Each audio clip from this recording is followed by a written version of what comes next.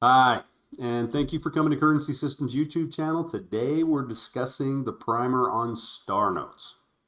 All right, this is an introductory information about star notes for beginners. If you've ever wondered why is there a star at the end of the serial number on my dollar bill, this is the one. Yeah, if you're an advanced person, go watch another video. If you've been doing this for years, yeah, you're not going to get anything. But if you're a beginner, you need to know this stuff. All right, let's get into it. So, what is a star note? Here, let me change this. Okay, so what you're looking at here is just regular numbers. Okay, so just regular everyday numbers, and it ends, this is the suffix that we're looking for right here.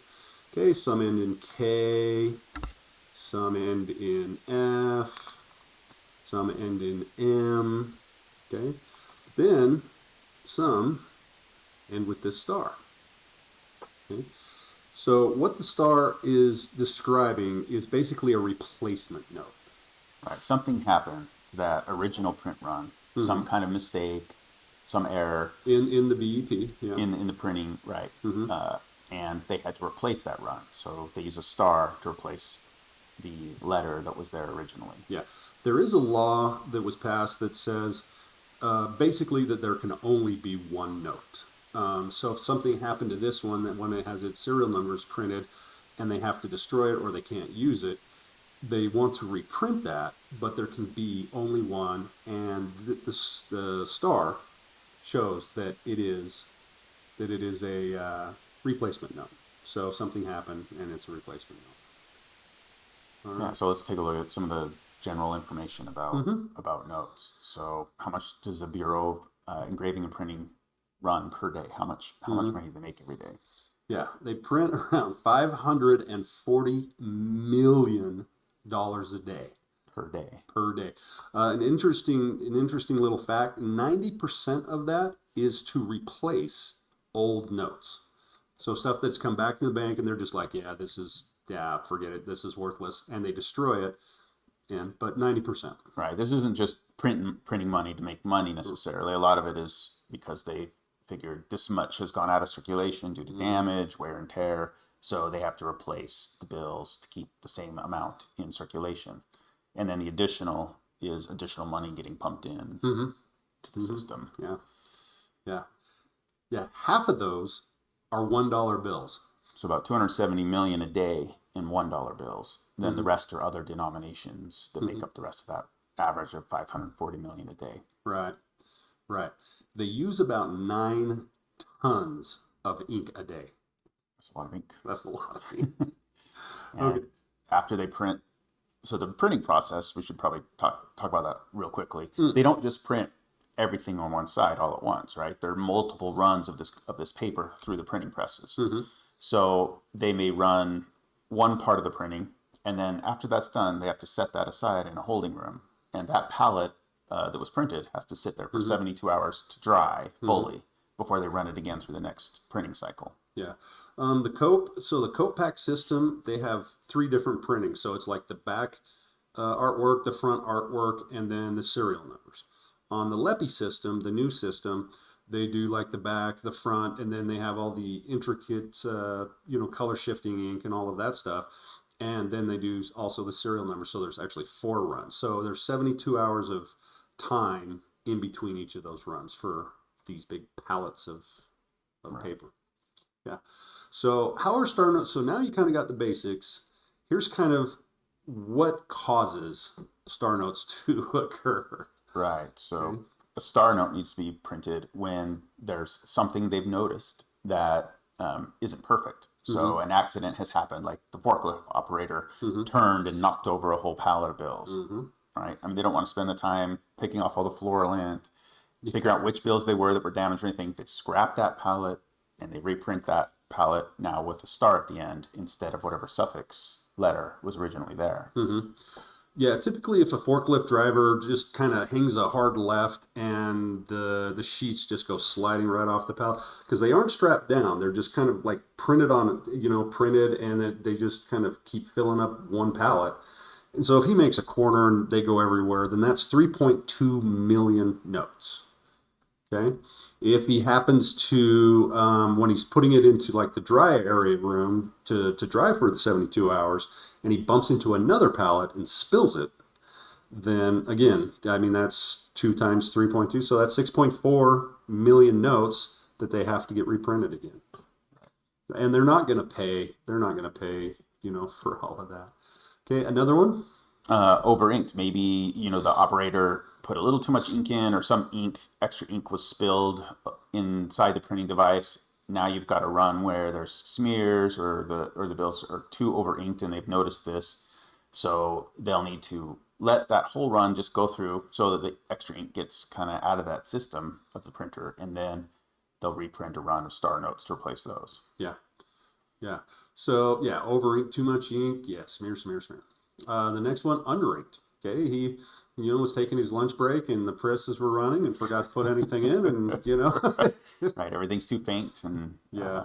so So those have to be replaced. now a little note on this is that the only reason that star notes are created are after the serial numbers are actually put on the bill. Before then, they could care less. If something happens to, the back artwork being smeared, they don't care. They just scrap it. They don't have to make any notes or memos about it. Right, but once a serial number's been assigned and printed, at that point, if there's an error, then they have to record that and do the star note run. Right, Right. right. So this one, Yeah, this is a pretty good one. this is Del Monte error. So with the Del Monte error, so somebody was eating a banana or apple or something from Ecuador, Right. and this sticker found its way in there, and it was printed on. So Made it the whole way through the printing process. yeah, made it through all the, so You it can see got, the serial number yeah, and the seal on top of the sticker. yeah. So yeah, so accidents do happen. So I think that, this one too, you can see that it was after the first printing, because you can see that the sticker is on top of the 20 and portion of the signature of the treasury, but then the serial number printing run, that sticker was on there, and then that got printed on top of the seal. So this kind of made it through, but you kind of get the idea. So mistakes can happen. Mistakes can happen. Yeah. Okay. The machines. So with the machines, I mean, it's pretty big industrial equipment. I mean, they're throwing down 20,000 tons of pressure on these bills. So sometimes, a nut comes off, falls down, and starts mangling some paper. A roller hits, and it just sits there and tumbles, and as the paper's going through, it's getting mangled. It's just a lot easier just to stop everything, fix it, get all the paper out, scrap the whole thing, and keep moving. Okay. So how do they fix all of these mistakes? Okay. They do it with whatever is the cheapest, and typically the cheapest is just scrap a pallet. Right. So make sure everything's good, get rid of that pallet, do the whole pallet again with stars this time. So it's not like the Bureau of Engraving and Printing, they dump a pallet and then they can just scoop it up and take it back and just go, okay, let's start running those ones again. Right. Since the money has already had serial numbers on it, that's when it basically becomes money.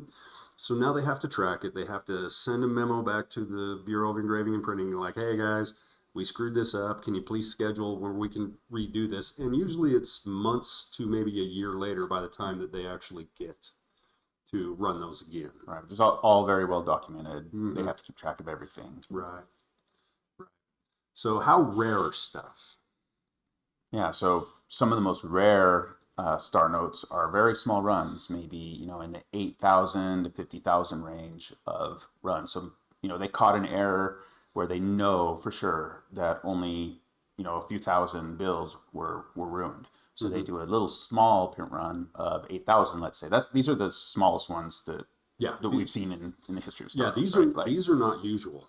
Right. This isn't usually done. But if your star note belongs to one of these where it's a very rare print run, that's a lot more valuable than one where they've reprinted, a ton. Yeah.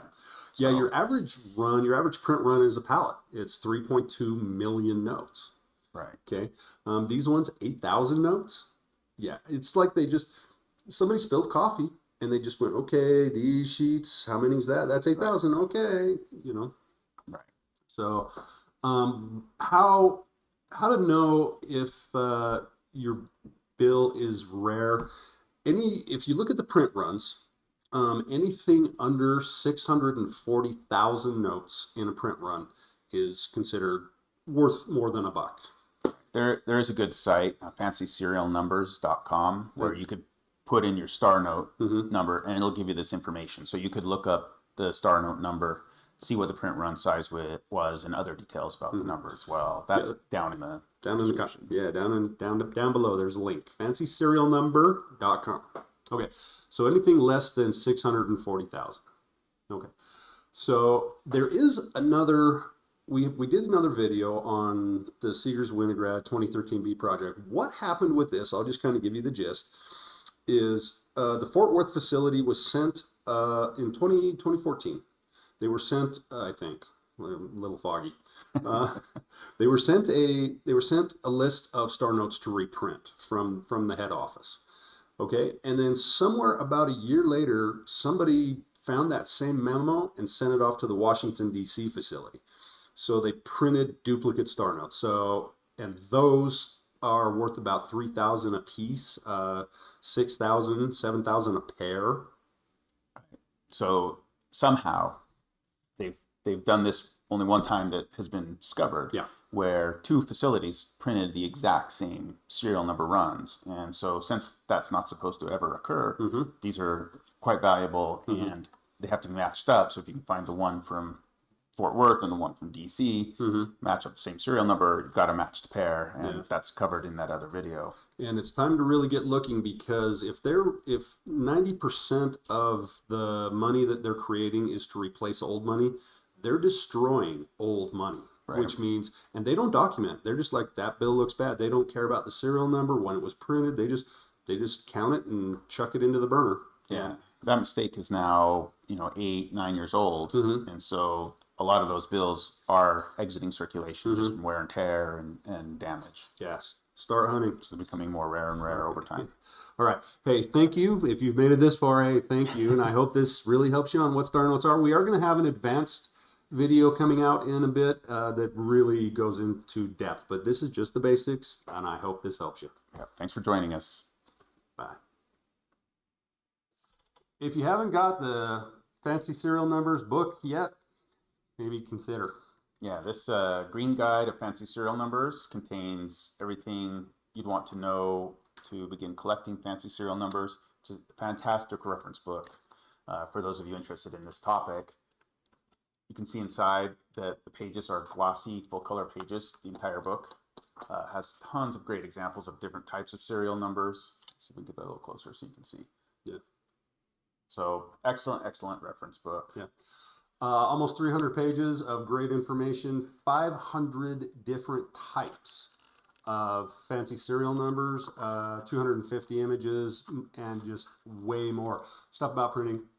Go ahead and get it. Link is right below. Yeah, fantastic reference. Thank you.